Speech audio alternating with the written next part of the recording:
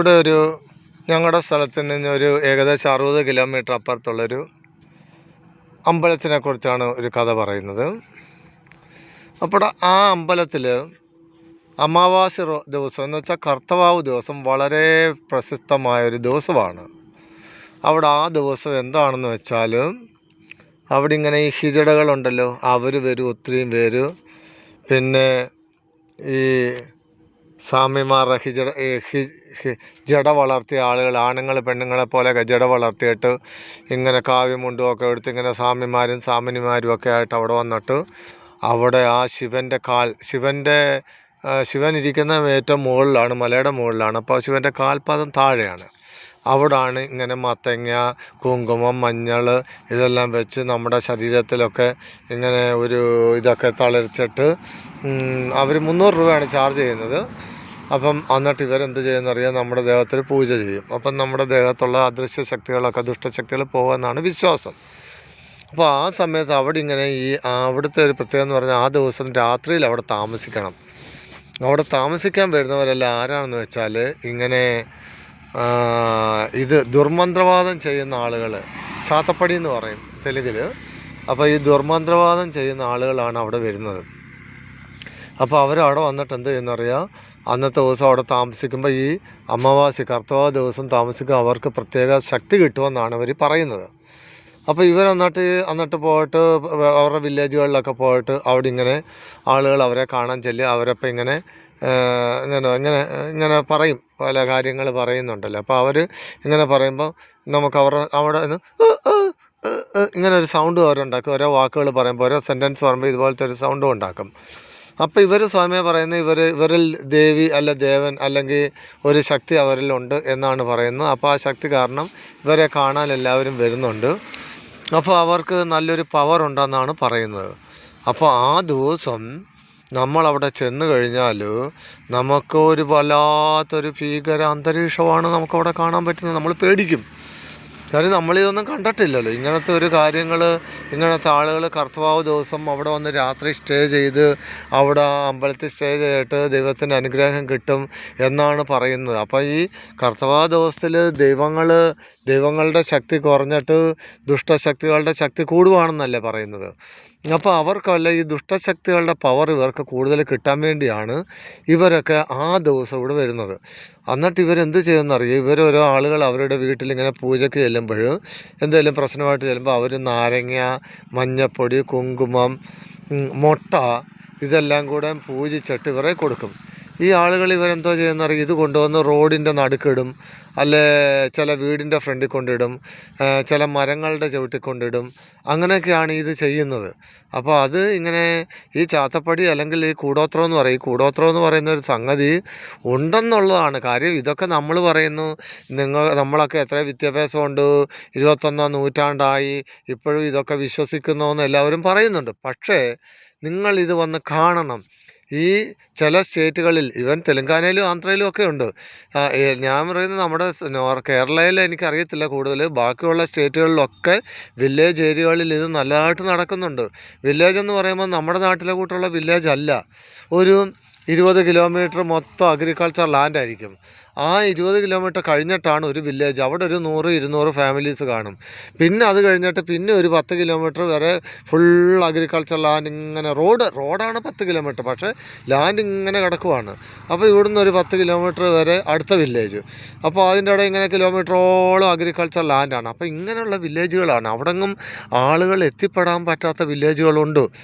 തണ്ടേന്ന് പറയും, ആദിവാസികൾ താമസിക്കുന്ന സ്ഥലങ്ങളാണിതൊക്കെ. അവിടെയൊക്കെ ആളുകളാരും പോകത്തൊന്നുമില്ല.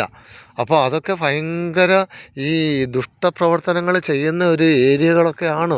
നമ്മളത് വിശ്വസിക്കത്തില്ല. നമ്മളെ പോയി കണ്ടാലേ നമുക്കത് മനസ്സിലാകത്തുള്ളൂ.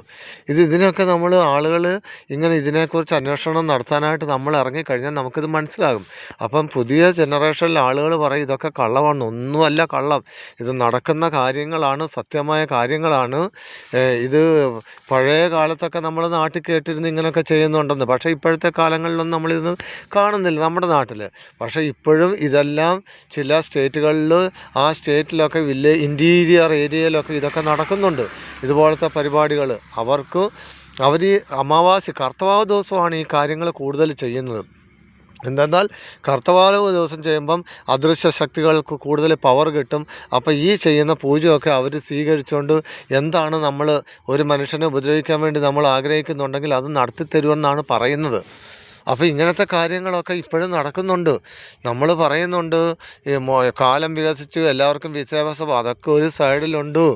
പക്ഷേ ഇങ്ങനത്തെ കാര്യങ്ങൾ നടക്കുന്നുണ്ട്. നമുക്ക് നമ്മുടെ കൺമുമ്പിൽ ബാഹ്യമായ രൂപത്തിൽ കാണാൻ പറ്റാത്ത കാര്യങ്ങളുണ്ട്. നമ്മുടെ കണ്ണിന് കണ്ട് കാണാൻ കഴിയാത്ത കാര്യങ്ങൾ, അദൃശ്യ കാര്യങ്ങളുണ്ട്. അത് മനുഷ്യനെ ഉപദ്രവിക്കാനും അതേസമയം സഹായം ചെയ്യാനും ഉണ്ടെന്നാണ് പറയുന്നത്. നമ്മുടെ ഫാമിലിയിലുള്ളവരൊക്കെ നമ്മളെ ഹെൽപ്പ് ചെയ്യാൻ നിൽക്കും, പക്ഷേ മറ്റുള്ളതൊക്കെ നമ്മളെ ഉപദ്രവിക്കാൻ വേണ്ടി നിൽക്കുന്ന അങ്ങനത്തെ കാര്യങ്ങളുണ്ട്. ഇവിടുത്തെ ആളുകളൊക്കെ, ആണുങ്ങളും പെണ്ണുങ്ങളും ഒക്കെ, ഇവർ ഈ ആണുങ്ങൾ മുടിയൊക്കെ വളർത്തി മീശയും താടിയും കളഞ്ഞിട്ട് പെണ്ണുങ്ങളെ കൂട്ട് വളയൊക്കെ ഇട്ടിട്ട് 2 കയ്യിലും വള, കാലേൽ കാൽത്തള ഇട്ടിട്ട് സാരിയൊക്കെ ഉടുത്തുകൊണ്ടാണ് ഇവർ നടക്കുന്നത്, ഈ പൂജ ചെയ്യുന്നവർ. അപ്പോൾ ഇവർ യഥാർത്ഥത്തിൽ ഹിജഡാസ് അല്ല. ഇവരിങ്ങനെ ഈ പൂജ ചെയ്യുന്നതിന് വേണ്ടി ഇങ്ങനത്തെ വേഷം ചെയ്ത് നടക്കുന്ന ആളുകളാണ്.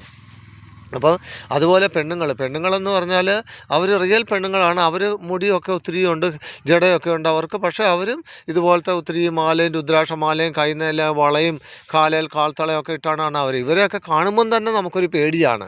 അപ്പോൾ ഇവരുടെ അടുക്കെയാണ് പൂജയ്ക്ക്. ഞാനും പോയിട്ടുണ്ട്. ഞാനവിടെ ഒരു ക്ഷേത്രത്തിൽ പോയപ്പോൾ ഇവരെ കൊണ്ടാണ് പൂജ ചെയ്യിപ്പിച്ചത്. എന്ന് വെച്ചാൽ നമ്മുടെ ദേഹത്തുള്ള അദൃഷ്ട ദുഷ്ടകളൊക്കെ പോകുമെന്ന് പറയും. അപ്പോൾ അവർ 300 രൂപ ചാർജ് ചെയ്യുകയും ചെയ്യും. അപ്പോൾ അവർ നമുക്ക് നമ്മുടെ ദേഹത്ത് മുഴുവനും കുങ്കുമം, മഞ്ഞൾ, പിന്നെ കർപ്പൂര ആഴി, കർപ്പൂര ഒഴിയും, പിന്നെ അതുപോലത്തെ കാര്യങ്ങളൊക്കെ ചെയ്യുന്നുണ്ട്. പക്ഷേ ഈ പറയുന്ന കാര്യങ്ങളൊക്കെ ഇന്നും ഇല്ല എന്ന് പറയുന്ന വിശ്വസിക്കുന്ന ഒരു സമൂഹമുണ്ട് നമ്മുടെ ഇടയിൽ. പക്ഷേ അതല്ല, ഇങ്ങനത്തെ കാര്യങ്ങൾ നടക്കുന്നുണ്ട്. അത് എത്ര കാലം മാറിയാലും ഇങ്ങനത്തെ കാലങ്ങളൊക്കെ നടക്കുന്നുണ്ട്. നമുക്കത് അറിയാൻ വയ്യാത്ത കാര്യങ്ങളാണ്. അദൃശ്യമായ പല കാര്യങ്ങളും നടക്കുന്നുണ്ട്. ആ അദൃശ്യ ശത്രുക്കൾ സഹായിക്കുക അല്ലെങ്കിൽ ഉപദ്രവിക്കുകയോ ചെയ്യും, അതൊക്കെ ഉണ്ട്. പക്ഷേ ഇങ്ങനെയുള്ള ആളുകളാണ് ഇത് ഏറ്റവും കൂടുതൽ ചെയ്യുന്നത്. പഴയ നമ്മുടെ നാട്ടിൽ പറയും കൂടുപാത്രം ചെയ്യുന്നത്, സത്യമാണ്. ആ കൂടുപാത്രം എന്ന് പറയുന്ന കാര്യമാണ് ഇവിടെയൊക്കെ കാണുന്നത്. അത് നല്ല ഇൻറ്റീരിയർ. ഇവരെയൊക്കെ കിട്ടണമെങ്കിൽ തന്നെ നമുക്ക് അവരെ കാണാൻ അവരെങ്ങും വെളിയിൽ അങ്ങനെ ഇറങ്ങി വരത്തില്ല. അവർ ഈ അമാവാസി ദിവസം മാത്രം ഇവർ ഇവിടുന്ന് ആ ഒരു പ്രത്യേക ക്ഷേത്രത്തിൽ പോയിട്ട് അവിടെ ഇരുന്ന് ആ രാത്രിയിൽ അവിടെ താമസിച്ച് അവിടെ നൈറ്റ് മൊത്തം സ്റ്റേ ചെയ്യണം. അവിടെ ഉറങ്ങിയിട്ടാണ് തിരിച്ചു വരുന്നത്. അപ്പോൾ അവിടെ നൈറ്റിൽ അവർക്ക് പവർ കിട്ടുമെന്നാണ് പറയുന്നത്. അതോടൊപ്പം പിന്നെ ഞാനൊരു കാര്യം മനസ്സിലാക്കിയത്, ഇവരെല്ലാം അവിടെ ചെല്ലുന്നത് നല്ല പരിപാടി. അവിടെ ഇഷ്ടത്തിന് ആണുങ്ങൾ വരുന്നുണ്ട്, അവിടെ പെണ്ണുങ്ങൾ വരുന്നുണ്ട്, ഇതുപോലുള്ള ഹിജഡാസ് വരുന്നുണ്ട്. അവിടെ എനിക്ക് തോന്നുന്നത് രാത്രി മുഴുവനും അവിടെ ഇല്ലീഗൽ ആക്ടിവിറ്റി നടക്കുവാണെന്നാണ് എനിക്ക് തോന്നുന്നത്. ഇതാണ് യഥാർത്ഥത്തിൽ ഞാൻ അറിഞ്ഞിടത്തോളം ഉള്ളത്. പക്ഷേ ഇതുപോലെയുള്ള സൂപ്പർ നാച്ചുറൽ അത് പറയുന്നത് അതിനെ സൂപ്പർസ്റ്റിഷ്യൻസ് നമ്മൾ അന്ധവിശ്വാസങ്ങൾ ആണെന്നുള്ള കാര്യങ്ങൾ ഒത്തിരിയുണ്ട്. അത് അന്ധവിശ്വാസമാണോ നല്ല വിശ്വാസം എന്താണെന്ന് അറിയത്തില്ല. ഇങ്ങനത്തെ കാര്യങ്ങൾ ഇപ്പോഴും നടക്കുന്നുണ്ട്.